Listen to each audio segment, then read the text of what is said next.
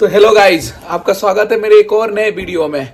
और ये नए वीडियो में आपको इंट्रोडक्शन कराता हूँ एक इम्पोर्टेंट शख्स से जो है बाबा देव। तो हाँ निखिल, स्वागत है तुम्हारा मेरे चैनल पे एक बार और।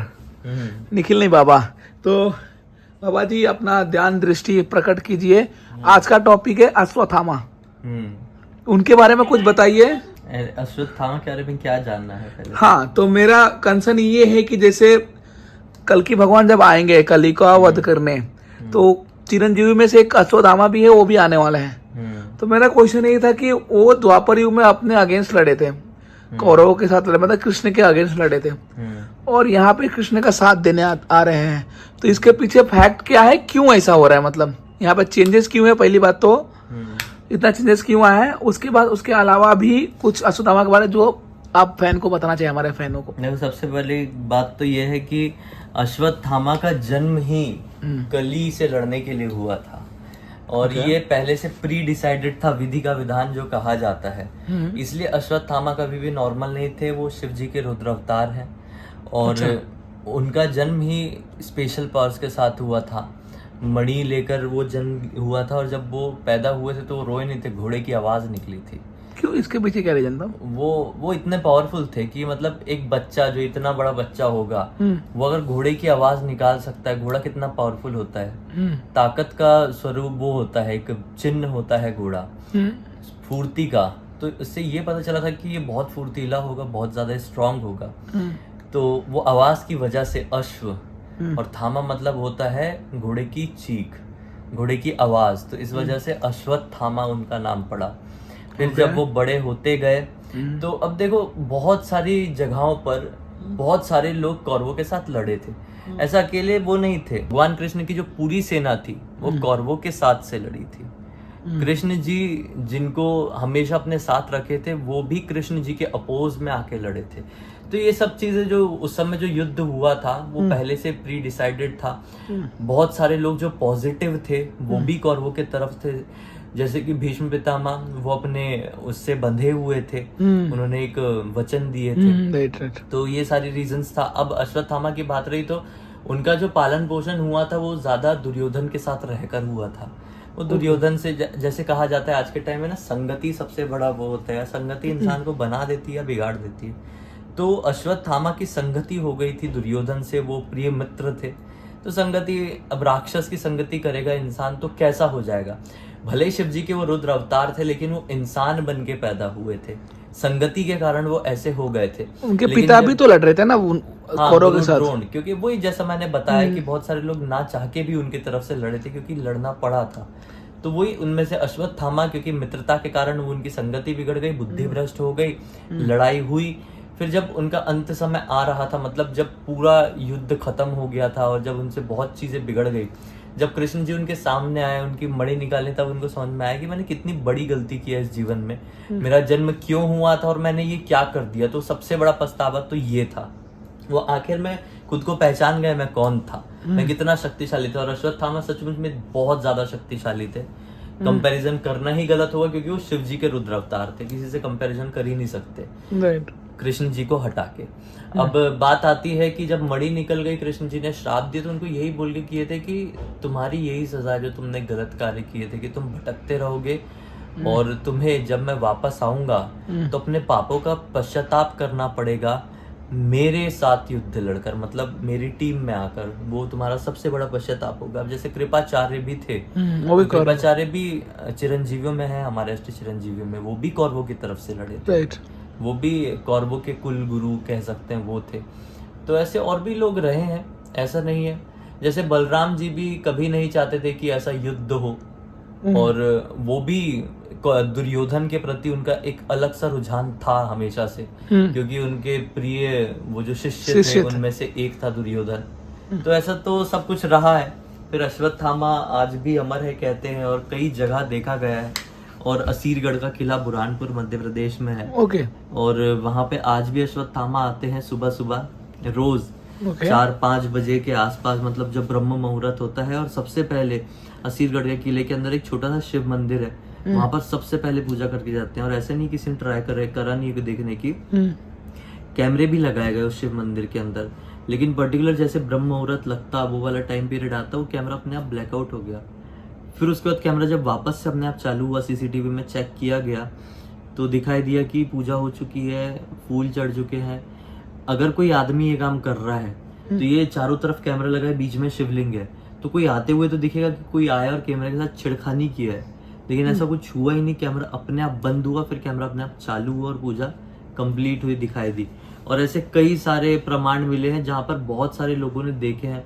जैसे कृष्ण जी ने अपने श्राप में ये भी कहे थे कि तुम अपने जो तुम्हारे घाव होंगे उसकी पीड़ा से बस भटकते रहोगे और लोगों से मांगोगे कि मेरी मदद कर दो, मेरा घाव ठीक करना है। तो मध्य प्रदेश और गुजरात की बहुत सारी जगहों पे वो दिखे हैं अश्वत्थामा ऐसे रूप में, जो उनकी कदकाठी होती है, 10 फीट हाइट है कहते हैं। और उस समय के लोग होते थे, ये बहुत एवरेज हाइट थी। नॉर्मली लोग 12 फीट, 13 फीट, 10 फीट ऐसे हाइट के होते थे। आज के टाइम पे ऐसी ये नॉर्मल हाइट बिल्कुल भी नहीं है। और बहुत ज़्यादा हाइट में भी हम जाएंगे तो 7 फीट, 7.5 फीट हम देख लेते हैं।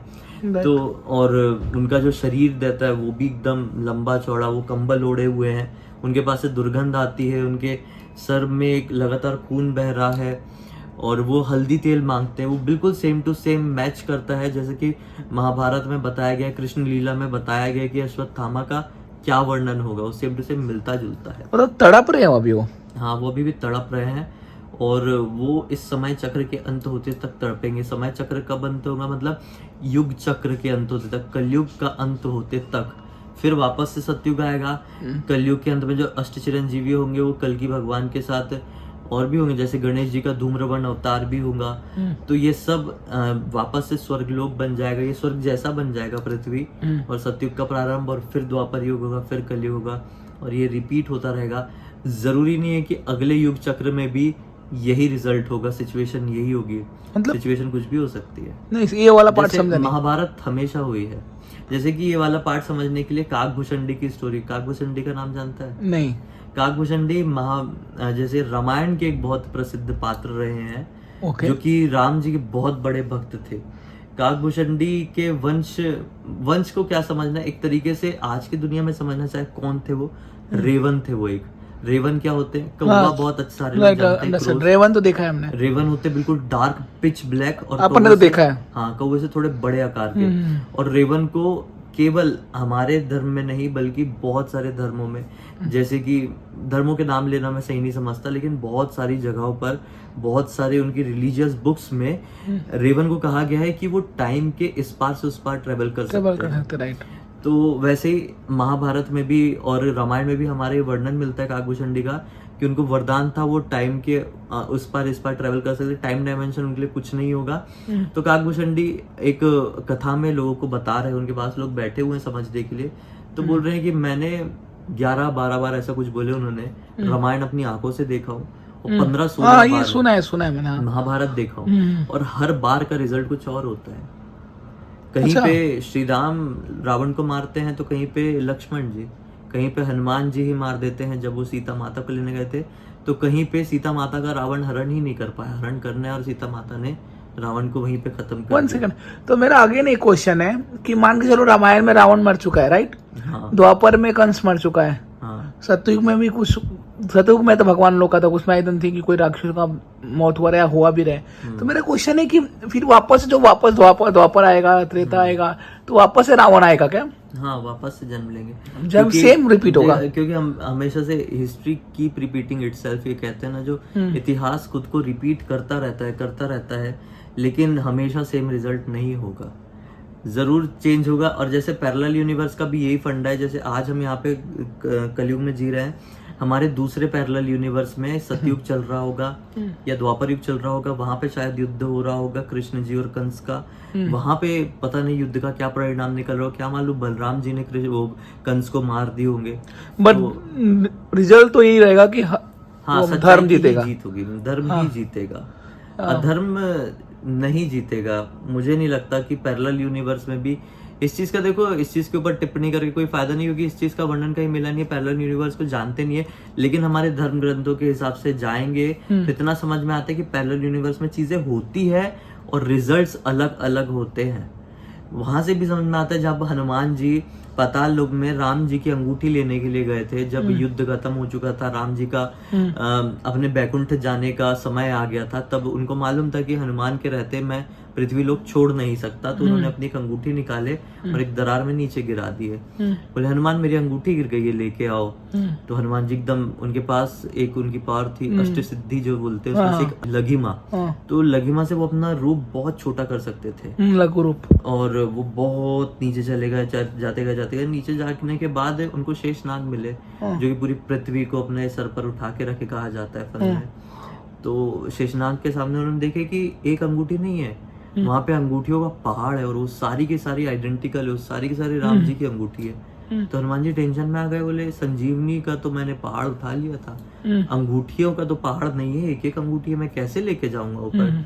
तो शेषनाग वहां से हंसकर कहते हैं कि तुम यहाँ पे परेशान हो रहे हो, तुम ये नहीं समझ रहे हो, तुम यहाँ सोच रहे हो वहां पे श्री राम तो बैकुंठ को प्रस्थान कर चुके हैं और हर बार एक हनुमान आता है और मैं उसको यही जवाब देता हूँ, फिर वो लौटता है और श्री राम जा चुके होते हैं, लेकिन वो अलग अलग स्थिति में आता है।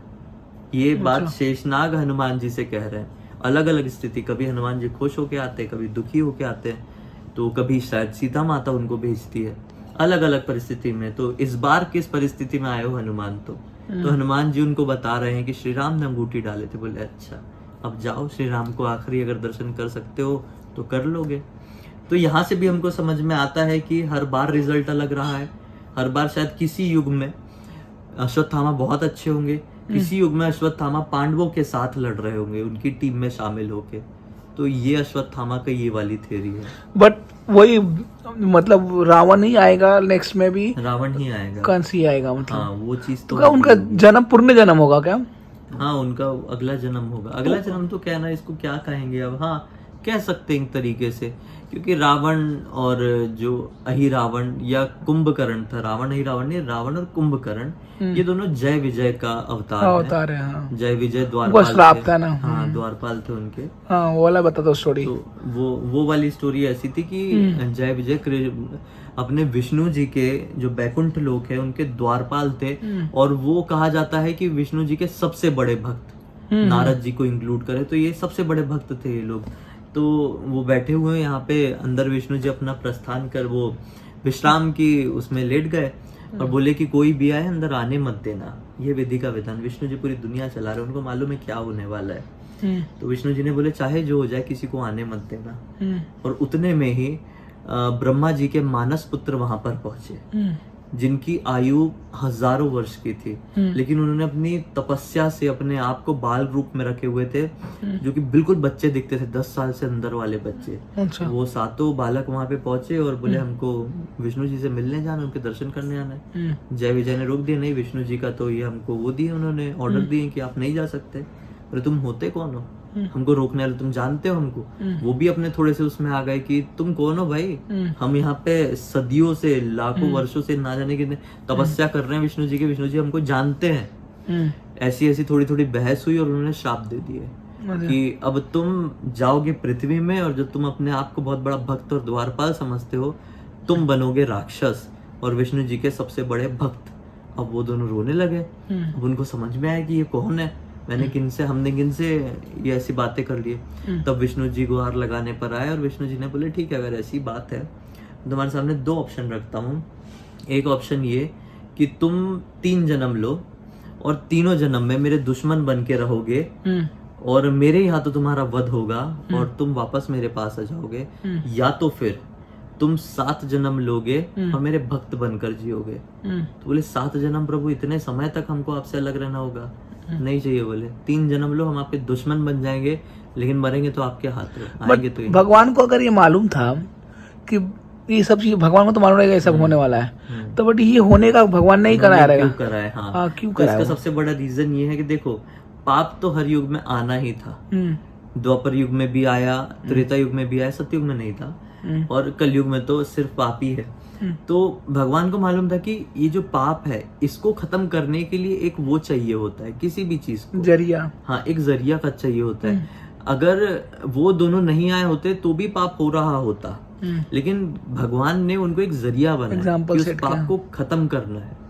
एग्जाम्पल सेट किए कि अगर आप पाप करोगे तो यही आपका अंत हो, पूरी बुराइयां एक इंसान के अंदर भर के भेजे, ये चीज था concept। ठीक है निखिल, तो आप अपने सुनहरे वचनों से वीडियो का एंड भी कीजिए तो अच्छा रहेगा।